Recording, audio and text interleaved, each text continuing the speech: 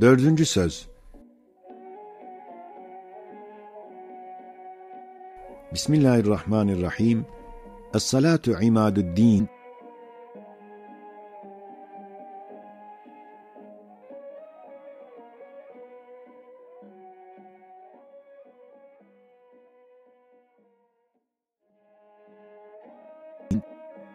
Namaz ne kadar kıymetdar ve mühim, hem ne kadar ucuz ve az bir masraf ile kazanılır.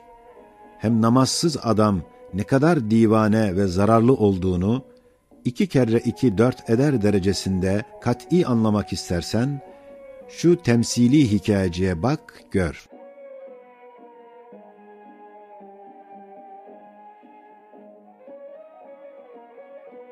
Bir zaman bir büyük hakim, 2 hizmetkarını, her birisine 24 altın verip, 2 ay uzaklıkta has ve güzel bir çiftliğine ikamet etmek için gönderiyor. Ve onlara emreder ki, şu para ile yol ve bilet masrafı yapınız. Hem oradaki meskeninize lazım bazı şeyleri mübaya ediniz. Bir günlük mesafede bir istasyon vardır, hem araba, hem gemi, hem şimendifer, hem tayyare bulunur, sermayeye göre binilir. 2 hizmetkar ders aldıktan sonra giderler. Birisi bahtiyar idi ki, istasyona kadar bir parça para masraf eder, fakat o masraf içinde efendisinin hoşuna gidecek öyle güzel bir ticaret elde eder ki, sermayesi birden 1000'e çıkar.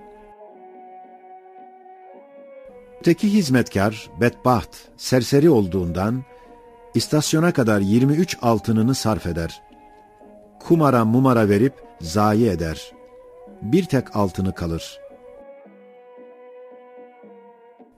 Arkadaşı ona der, yahu şu liranı bir bilete ver, ta bu uzun yolda yayan ve aç kalmayasın. Hem bizim Efendimiz kerimdir, belki merhamet eder, ettiğin kusuru affeder, seni de tayyareye bindirirler. Bir günde mahalli ikametimize gideriz. Yoksa 2 aylık bir çölde aç, yayan, yalnız gitmeye mecbur olursun. Acaba şu adam inat edip, o tek lirasını bir define anahtarı hükmünde olan bir bilete vermeyip, muvakkat bir lezzet için sefahete sarf etse, gayet akılsız, zararlı, bedbaht olduğunu en akılsız adam dahi anlamaz mı?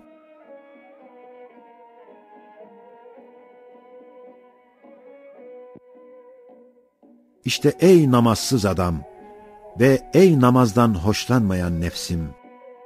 O hakim ise Rabbimiz, Halık'ımızdır. O 2 hizmetkar yolcu ise biri mütedeyyin, namazını şevk ile kılar, diğeri gafil, namazsız insanlardır. O 24 altın ise 24 saat her gündeki ömürdür. O has çiftlik ise cennettir. O istasyon ise kabirdir. O seyahat ise kabre, haşre, ebede gidecek beşer yolculuğudur.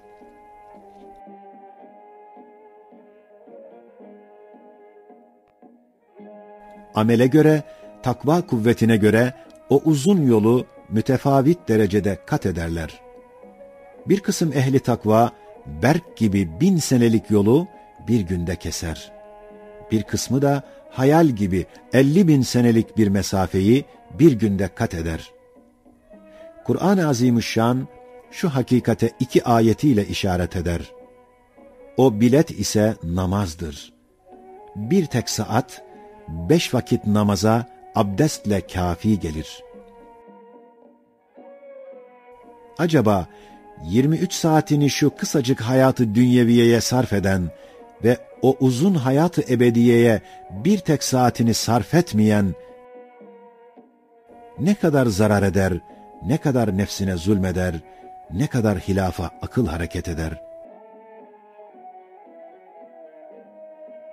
Zira 1000 adamın iştirak ettiği bir piyango kumarına yarı malını vermek, akıl kabul ederse, halbuki kazanç ihtimali 1000'de 1'dir. sonra 24'ten bir malını %99 ihtimal ile kazancı musaddak bir hazine-i ebediyeye vermemek, ne kadar hilaf-ı akıl ve hikmet hareket ettiğini, ne kadar akıldan uzak düştüğünü, kendini akıl zanneden adam anlamaz mı?